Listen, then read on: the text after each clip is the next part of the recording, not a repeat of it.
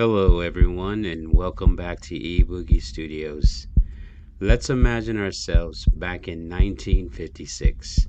We turn on our radio, and we're getting ready to listen to our favorite radio broadcast called Suspense. Hope you enjoy.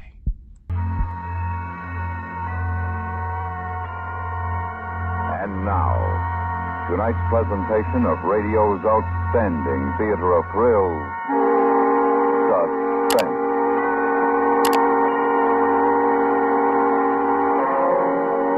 Tonight, the story of two small boys who carry death in their pockets. We call it Two Platinum Capsules. So now, here is tonight's suspense play, Two Platinum Capsules.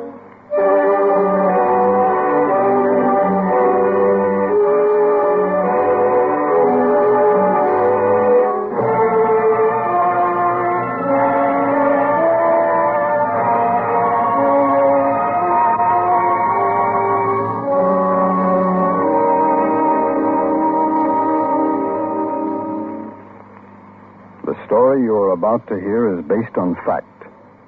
It happened. It involved the lives of 6 people.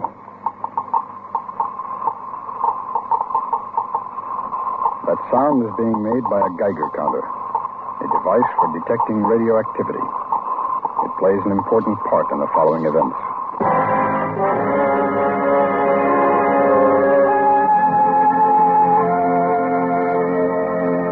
The place, a city in Northern California.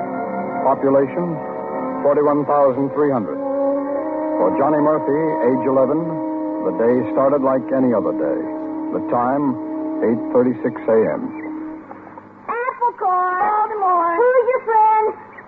The mailman. Here goes. Hey, you boy. You stop that. You weren't even close. Oh, I could have hit him if I wanted to. Johnny Murphy. Yeah, Mom. Come here. I'll be right back, please. What do you want? Come up here. I saw you throw that apple core at the mailman. I didn't hit him, Mom. I didn't even try. Don't ever let me catch you doing a thing like that again. Now, come inside. Your father's home. Yes, when did you get back? Just a minute ago. Hi, boy. Did you find some uranium, Pop? No, not this time. We didn't expect you home until tonight, George. Well, I woke up with a lousy cold yesterday. And on top of that, the water can sprung a leak. Didn't even have enough to make coffee before I left camp last night. Oh, there's some on the stove. Hey, Pop, let me listen to the Geiger counter. Not now, Johnny. Your father's tired from driving all night. Please, Pop, just for a second. Sure. Okay. Now.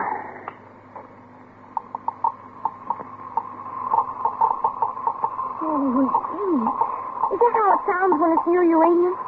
No, it clicks a lot faster. So they tell me. I'll fix your breakfast, George. Scramble 'em, huh, man? Hey, Johnny, come on. Hey, Pete's waiting for me, Pop. Okay, boy, you run along. Johnny, you'll be home for lunch. Okay, Mom.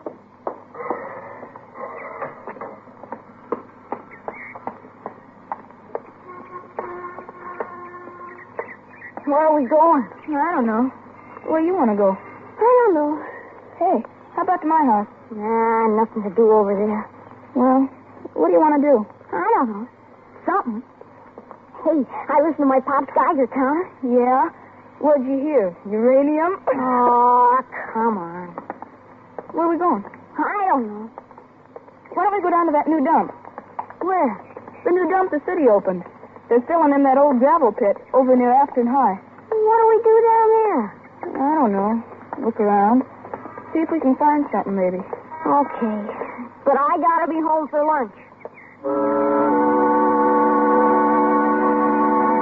At 8:50, George Murphy, the part-time uranium prospector, sat down to eat his breakfast.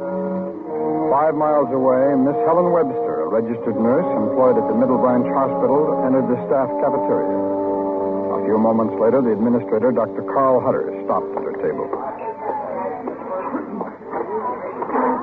Well, how did you like working up in 222 yesterday, Miss Webster? Fine, Doctor. Burton didn't give you any trouble, did she? Why, no. Get along with her all right? Yes, I think so. She probably hates your guts. Oh, but why? Then she's leaving next week. We've asked her to retire. She knows you're taking her place. Oh, I see. Did she explain everything to you carefully? Very carefully, Now, Doctor. we want you to take charge as soon as she's gone. Is that all right with you? Yes, sir. It's very interesting work. It could be dangerous. But if you're careful, there's no risk involved. Did Burton have you working with the real thing or the dummy? For the dummies at first, and then she opened the safe. Those capsules certainly don't look dangerous. They're killers, Miss Webster. Don't ever forget it.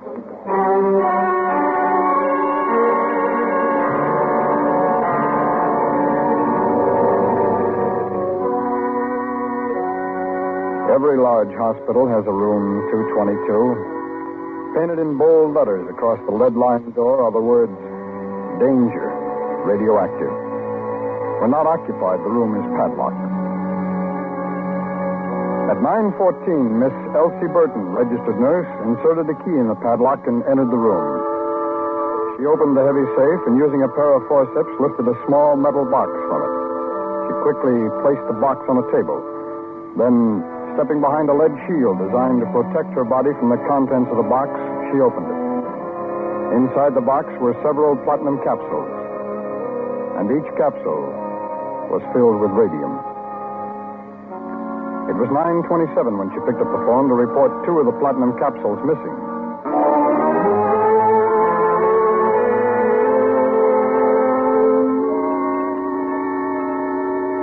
"9:28. George Murphy had finished his second cup of coffee, glanced through the morning paper, and was watching his wife at the kitchen sink. More coffee, George? No, thanks. You look awfully tired. I am. We got a notice from the bank today. The payment's overdue again I know, May. on that Geiger counter you had to buy. $160. When I think what I could have done with that All money. right. George, we can get along on your salary. You don't need $1 million.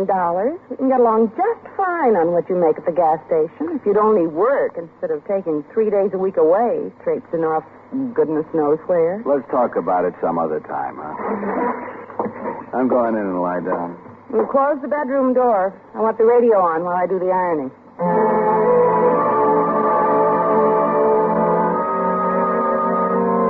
9:30. The 2 boys, Johnny Murphy and Peter Cowan, were approaching the city dump.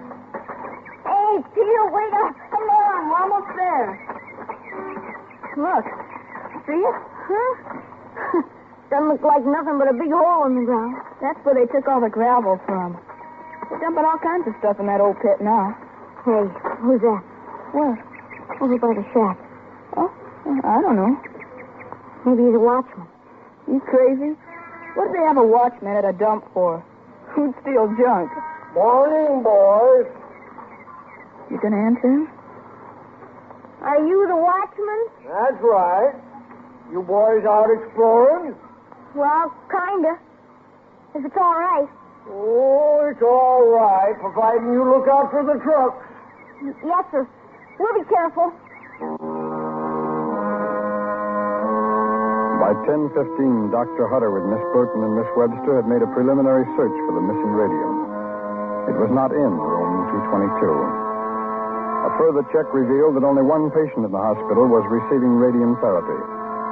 According to the day chart, the radium used on the patient the day before had been returned to the safe.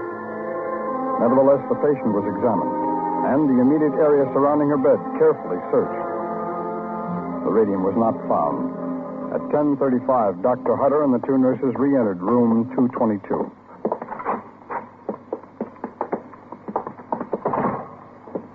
I don't understand how it could have happened, Doctor.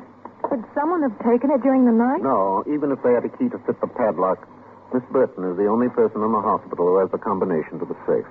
You'll have all this responsibility next week, Miss Webster. Burton, what time did you show the capsules to Miss Webster yesterday?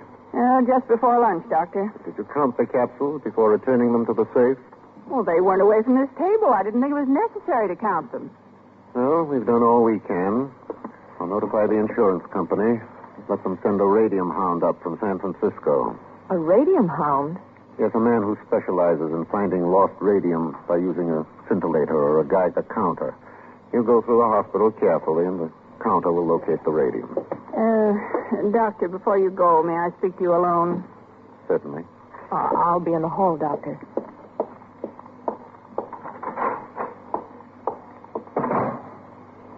Doctor, you know I've never been one for carrying tales, but I refuse to take the responsibility for losing those capsules. No one is blaming you, Burton.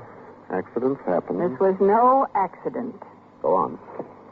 Doctor, I just happen to know that Miss Webster is engaged to a young doctor. I don't see that has any bearing on the lost radium. Now, let me finish. This doctor is setting up his own office, and I'm sure he'd be mighty grateful for a gift of 200 milligrams of radium. Burton, you've been around here too long. You've soured.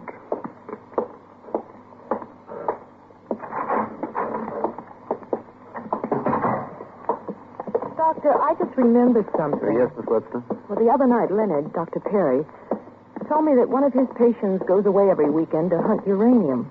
Well, wouldn't he own a Geiger counter? He might. Yes, see if you can reach him. Yes, sir. We'll take this building apart if we have to. Oh, Miss Webster, Yes, sir? notify all hospital personnel of the loss immediately. If someone's picked up those capsules without realizing what they are, they're in trouble.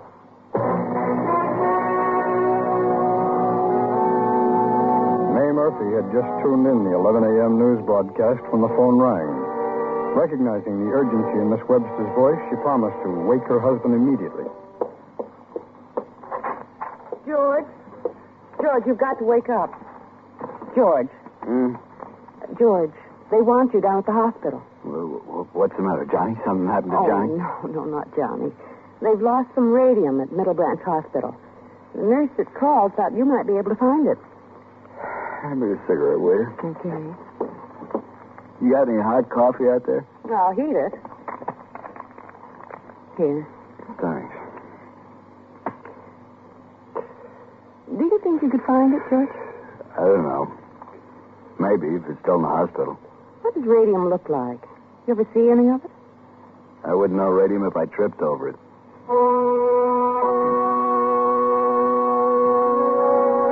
Atomic number 88. Atomic weight 226.05. Radium is an intensely radioactive element emitting strong gamma rays. It is used principally in the treatment of cancer to destroy malignant tissue. Unfortunately, the gamma rays cannot tell the difference between healthy and unhealthy tissue, making it extremely dangerous to handle. Unless caught in time, there is no cure for radium poisoning. Only a slow, lingering death. Hey, mister, you know what time it is? The time? Well, let's see now. It's 11:30. You see? I told you it wasn't more than that. Hey, you boys are too young to be worrying about time. He's always worried about something. I gotta be home for lunch. Well, did you find anything valuable down in the dump? No, nothing there I wanted. I don't know if what I found is valuable or not. Well, let's see it. Can't judge what it's worth if you don't let me take a look at it. I got them in my pocket. Them? Yeah. 2 little pieces of metal. See?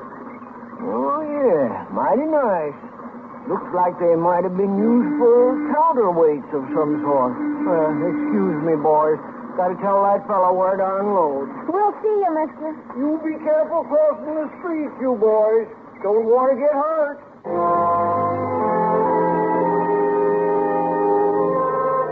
It was 12:30 when George Murphy arrived at the hospital. He was quickly briefed by Dr. Hutter, and the search started. Slowly, carefully, they walked through the sterile corridors, listening for any change in the normal count of the Geiger counter. I understand you do quite a bit of uranium prospecting, Mr. Murphy. Yeah, I guess I do. I usually take off from work at the gas station on Thursdays and come back Sundays. You ever find any? Not yet. I'm still hoping. So am I. Let me find this radium, I mean. Is that valuable? That deadly. There's always the chance someone has picked it up without realizing what it is. something? The background count was a little high, but it's gone down. Oh. Say, just what do those capsules look like, Doctor? Oh, they're about 2 inches long, metal, approximately as big around as a thick lead pencil. Well, doesn't look like it's up here. Come on, I'll buy you a cup of coffee. Hey, Doctor, wait a minute. Hmm? I'm picking up some response on this thing. Oh, that's from 222. What? We keep our regular supply of radium in 222, just a hit. Oh. Well, I'm glad to know this thing works. Sure like to see it act up like that out in the desert. Time, 1:40. After having a cup of coffee, the men continued their search. Drain pipes were examined. Trash and waste leading to the incinerator. The incinerator itself, and finally the grounds surrounding the entire hospital were checked. At 4:15, as far as they were able to determine, they agreed the radium was not in or near the hospital. Dr. Hutter then contacted the trucking service that removed the non-combustible. Previous hour. For sure, the watchman of the yard would remember where he had unloaded. Time, 4:59. There's the watchman's shack. Doesn't look like anybody's here. He's probably gone for the day. Well, you want to look around? Might get lucky. Yep, you better.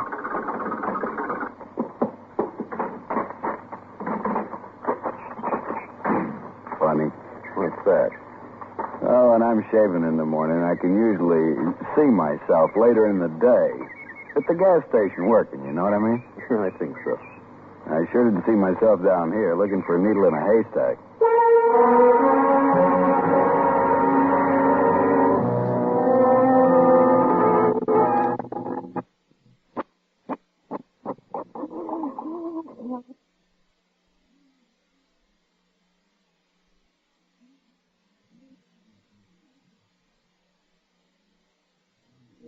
Back.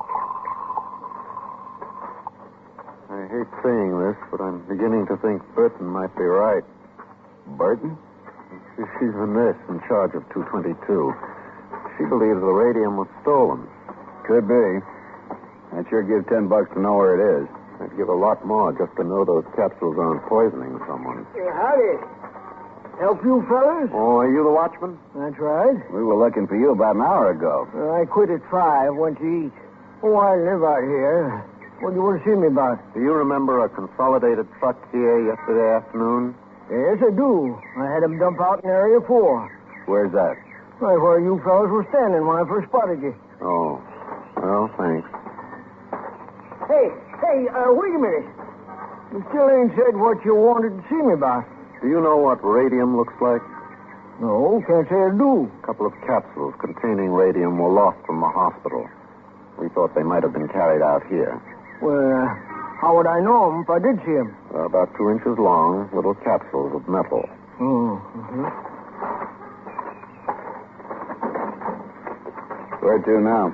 Would you mind dropping me off at the hospital? Okay.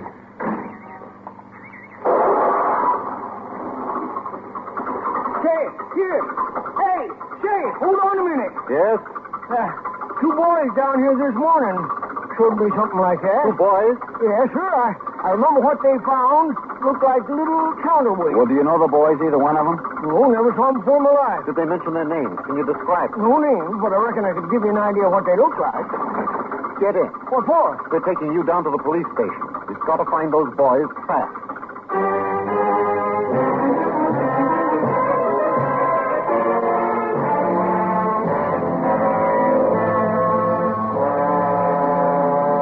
By 7:30, the 2 radio stations in the city were broadcasting a description of the boys every half hour.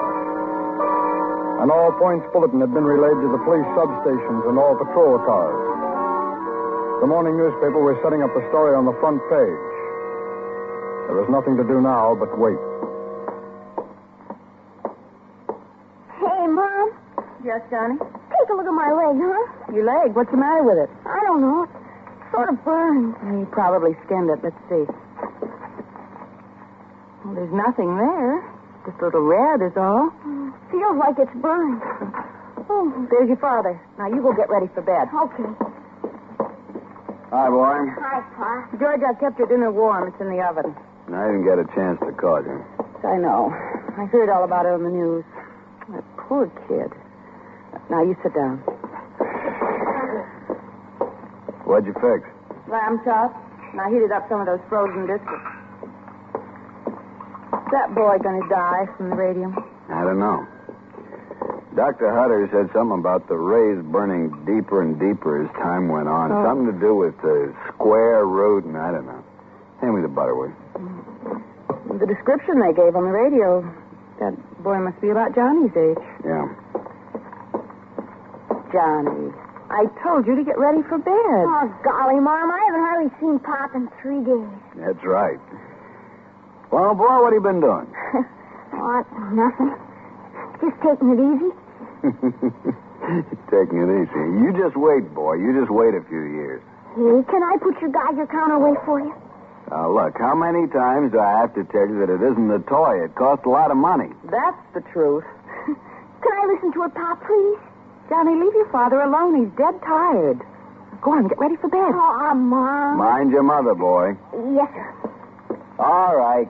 Come back here. Yes, sir? Come here. Now, wait a minute.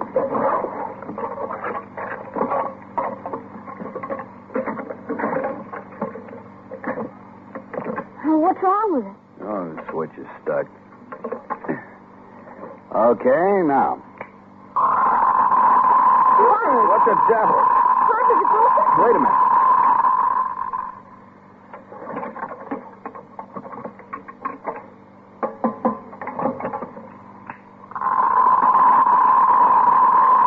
Where'd you go today, boy? Huh? You went to the city dump, didn't you? George, no. Pop, what are you looking at me like Answer that me, for? Johnny. You went to the city dump, didn't you? Pop, what's wrong with Give you? me the radium shot. I didn't do nothing wrong. Give me the radium! Why did you take me to the city dump, Johnny? Nothing only these little schools with sick, Johnny. That's all. Just these little good luck, Johnny.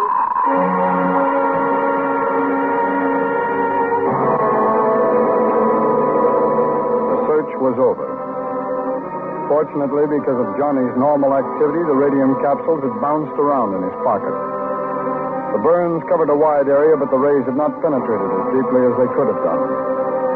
The Murphys were told to consider themselves lucky. If the boy had carried the capsules another few hours, it would have been impossible to save him. On being informed of the boy's condition, Miss Burton, the nurse in charge of room 222, admitted to throwing the 2 capsules in with the non-combustible rubbish, hoping a replacement would receive the blame. She was immediately discharged and barred from any further practice in the nursing profession.